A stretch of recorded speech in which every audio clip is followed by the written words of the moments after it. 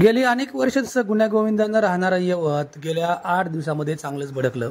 याला खतपाणी काही जणांनी घातलं आणि पाहता पाहता ही आग एवढ्या प्रमाणात भडकली की या यवतच्या सामाजिक शांततेचा पार कचरा झाला.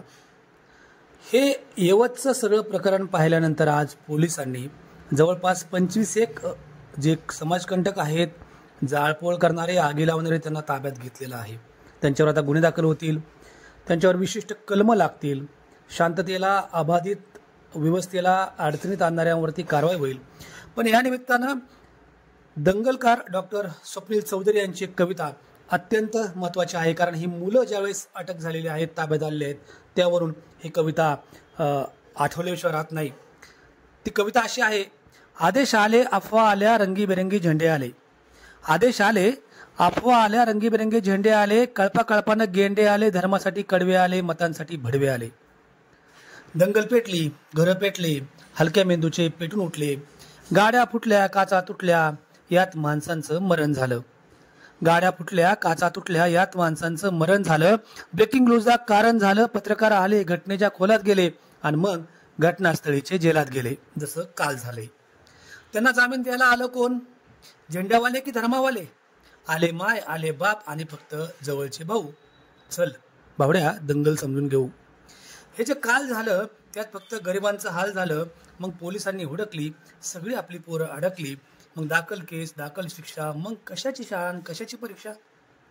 मग पोलीस स्टेशनात गाड्या आला, दंगल पेटवणारा भाड्या आला, त्यांची आपापसात सेटिंग झाली, आतल्या आत सेटिंग झाली. पैशांना कोंडी फुटली, पुढाऱ्यांची पोरं सुटली. असं सगळं घडतं दंगलीच्या भोवताल. पेटवणाऱ्यांची सुटतात आणि आपली भाकरीसाठी मोतात. आता त्यांच्या डुंगणावर रोज कचून दंडे पडतात. पेटवणाऱ्यांची सुटली, बाकी दंगलीमध्ये अडकली. असं सगळं होत असतं भाऊ. चल एकदा दंगल समजून घेऊ, खरं खोटं तपासून पाहू. अरे कधी कधी सुधारणार आमची लोक? कधी येणार आमच्या धडावर आमचं डोकं? अरे थोडं तरी उमजून घ्या, महापुरुष समजून घ्या. कविता आणखी बरीच आहे, पण सगळ्यात महत्त्वाची गोष्ट अशी की यवतच्या घटनेतून याचा बोध घेतला पाहिजे. कारण गुन्हे आणि कायदा सर्वांसाठी सारखाच. त्यामुळं आता यातून न्यायालयाच्या तक्रार कोणाला कमी होतील का? कोणी एखाद्या भरवशावर असेल तर भरवशावर राहता येईल का?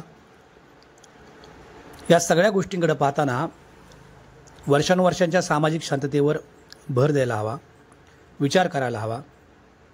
आरोपीला जात धर्म पंथ नसतो असं प्रत्येक वेळी आपण ज्यावेळेस म्हणतो त्यावेळी एक समजून घेतलं पाहिजे: अडकणारा अडकल्यानंतर कुठंतरी उमजून घेतलं पाहिजे.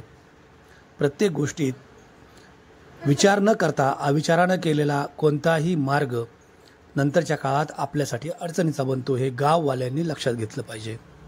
गावातली सामाजिक विनीतच ठेवली पाहिजे. एकूणच सध्या वातावरण फार अशांत आहे. आपल्या मुलांना सांभाळून राहायला सांगा. आपली मुलं चुकीच्या मार्गाला जात नाहीत याचीही काळजी घ्या. आणि सगळ्यात महत्त्वाचं, गाव शांत ठेवण्यासाठी प्रत्येकाची जबाबदारी आहे. आपलं लिहिणं, आपलं बोलणं, आपलं वागणं या प्रत्येकावर सर्वांची नजर आहे, हेही लक्षात घ्या.